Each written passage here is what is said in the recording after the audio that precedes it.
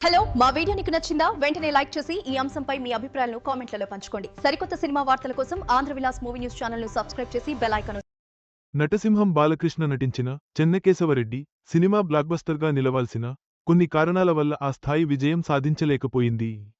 ఈ cinema damage అవ్వడానికి తెరవెనుక ఉన్న అసలు కారణాన్ని దర్శకుడు వి వినాయక్ తాజాగా బయటపెట్టారు. ఒక నిర్మాత చేసిన వ్యాఖ్య వల్లే సినిమా దెబ్బతిందని ఆయన వెల్లడించారు. నందమూరి నటసింహం బాలకృష్ణ హీరోగా నటించిన ఫ్యాక్షన్ మూవీస్లో చెన్నకేశవరెడ్డి ఒకటి. ఈ చిత్రానికి మాస్ డైరెక్టర్ వివి వినాయక్ దర్శకత్వం వహించారు. వీరి కాంబినేషన్లో వచ్చిన మొదటి సినిమా ఇది.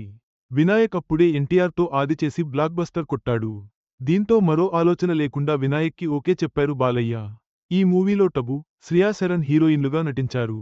సీనియర్ బాలయ్యకి టబు, జూ బాలయ్యకి శ్రియా జోడీగా చేశారు. బెల్లంకొండ సురేష్ నిర్మించారు. అప్పట్లో ఫ్యాక్షన్ సినిమాల జోరు నడుస్తోంది. అందులో భాగంగానే ఫ్యాక్షన్ నేపథ్యంలోనే ఈ మూవీ కూడా వచ్చింది. అయితే అంతకు ముందు బాలయ్య ఇలాంటి కాన్సెప్ట్తోనే సమరసింహారెడ్డి, నరసింహనాయుడు చిత్రాలు చేశారు.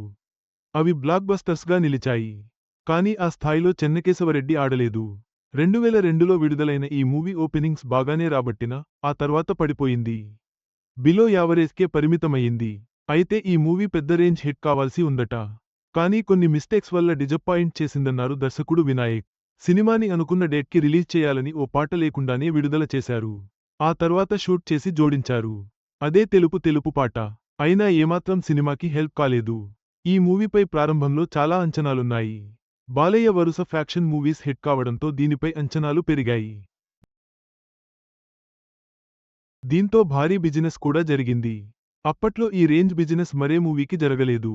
అయితే రొటీన్ ఫ్యాక్షన్ స్టోరీ కావడంతో ఇలాంటివి బాలయ్య అప్పటికే చేయడంతో ఆడియన్స్ పెద్దగా ఆసక్తి చూపించలేదు.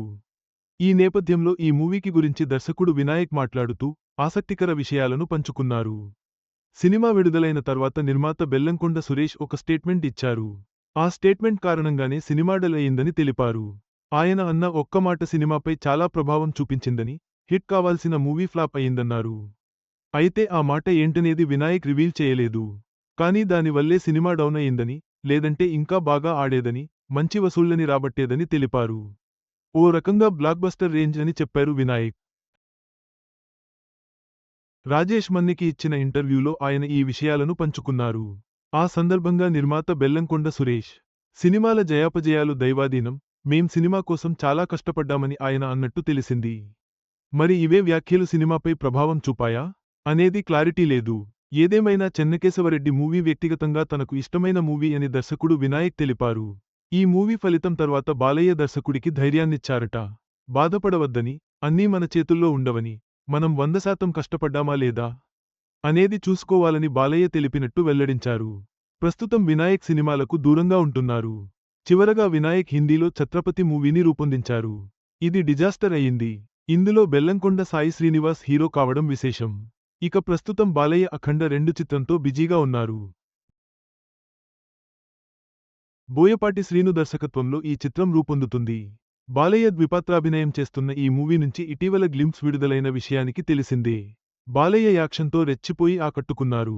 డిసెంబర్ 5న పాన్ ఇండియా రేంజ్లో ఈ చిత్రం విడుదల కాబోతుంది. మొత్తంగా చెన్నకేశవరెడ్డి లాంటి గొప్ప సినిమా ఒక నిర్మాత వ్యాఖ్యల కారణంగా బ్లాక్బస్టర్ అవ్వాల్సిన అవకాశం చేజార్చుకోవడం దురదృష్టకరం.